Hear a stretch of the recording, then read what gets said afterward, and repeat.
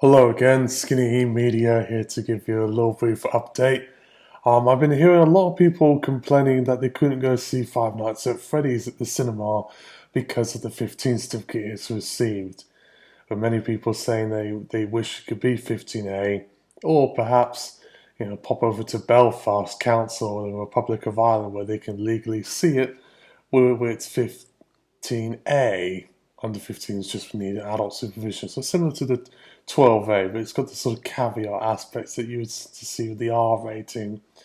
Under 17 requires company parent or guardian, but still, while it may seem like the 15 should be 15A, I personally don't agree with this. I actually am quite nostalgic for keeping things how like they used to be back in the 2000s and late 90s, even though under Furman there was a lot of censorship and a lot of sort of bizarre trickery going on because of the standards at the time, strong Tory government, laws that were being put into place, like with the Criminal Justice Bill and Video Recordings Act and Cinema Licensing Acts that were more or less quite restrictive. It may seem like we have it a lot easier nowadays, but we also have our own battles to fight. We're not so worried too much about, oh no, something is blasphemous. We're more so worried about if something that has racist language or if it's woke. Either way on the political spectrum, people will suffer, and it's usually those who are poorest who will. If you do want to see Five Nights at Freddy's, he's so desperate. Don't cry about that you can't see it in cinemas. It'll always be available through video on demand. It's easy to say, oh, you could just pirate it or torrent it online, but I think doing that is illegal, and I really don't encourage it. Because the problem is with a lot of these sort of piracy and torrent sites, you can get a lot of spam on your computer, and it can filter through in the places that you least expect it. It can mess up with your hard drive, and certain pages won't work. You get all these flashing pop-ups, and you put ad block, but then it just messes up now and again. So those who feel like they can't legally see because of the age restrictions, when they eventually turn to piracy or torrenting as a result of it, may be in for quite a rude awakening. I'm thinking about the computer or technological health of the being more so than if it's going to severely affect them. Because if it did get a 12, there still would be complaints saying it was too scary and intense for small children. But I think with Five Nights at Freddy's, probably more so than the Batman and Venom and Suicide Squad, is that Five Nights at Freddy's has appealed to children and Gen Z. A lot of these kids who grew up on the games are now in their 20s or like 16, 17, 18, which fair.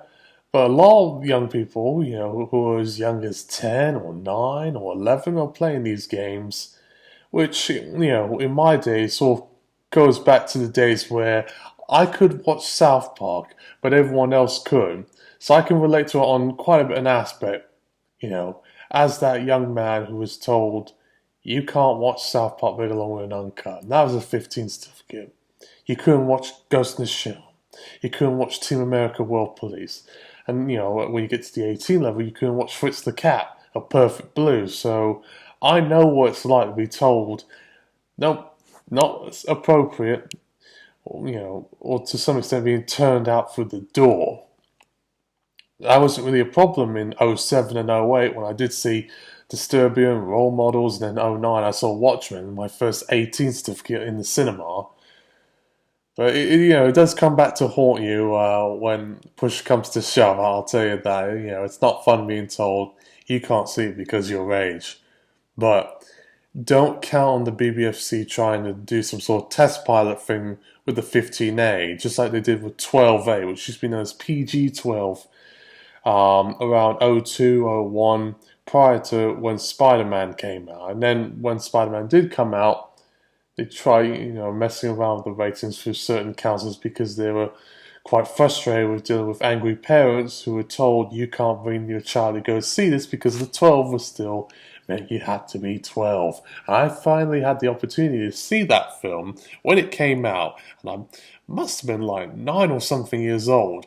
I certainly was not of full legal age, although I was quite tall, so they didn't really ask about does this kid have ID. I mean, what 12-year-olds have got identification? At 15, 16, I get it, but 12-year-olds, outside your birth certificate, that's pretty much it, really. So I can relate to him quite a level. I was quite successful sneaking into Spider-Man and Watchmen because of my height. And when I did see Watchmen, I had, as you can see, facial hair. I know it's a bit hard, but I had a bit of a mustache. Doesn't grow that much, but it's shown at the time I saw it when I was like 16 or whatever. But yeah, quite interesting stuff, I'll tell you that. But